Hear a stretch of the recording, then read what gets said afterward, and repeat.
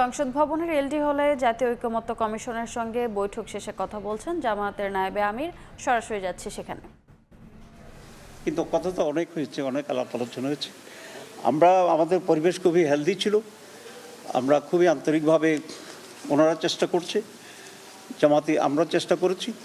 আমরা একটা কথা খুব পরিষ্কারভাবে ওনাদেরকে বলেছি যে জামাত ইসলামী দলীয় দৃষ্টিকোণ থেকে কোনো রিফর্ম চাইবে না।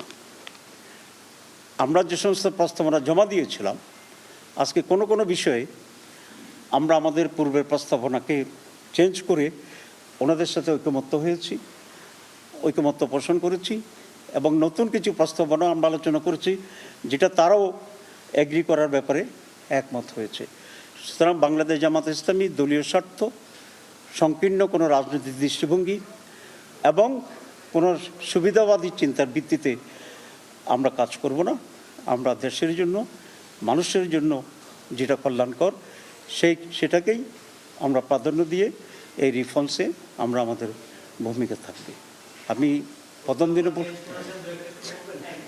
বলেছি, যেমন আমি ওই দিনও বলেছিলাম Jamaat is for the people, of the people, by the people. আমরা আরেকটা বিষয় খুব জোর দিয়েছি যে সেটা হচ্ছে প্রত্যেকটি জায়গাতে একটি নৈতিকতার প্রতিফলন যেন থাকে, সেটা আমরা করব। আপনি যেটা জিজ্ঞেস করেছেন কোথায় কোথায় আমরা আবার এক জায়গাতে এসে ঐকমত্য পোষণ করেছি, যেমন সেখানে প্রধান চিফ অ্যাডভাইজার তার নিয়োগের ব্যাপারে তো আমরা আজকে একটু চেঞ্জ করে একমত হয়েছি। আর সবচেয়ে সরাসরি যুক্ত ছিলাম জাতীয় সংসদ ভবনে।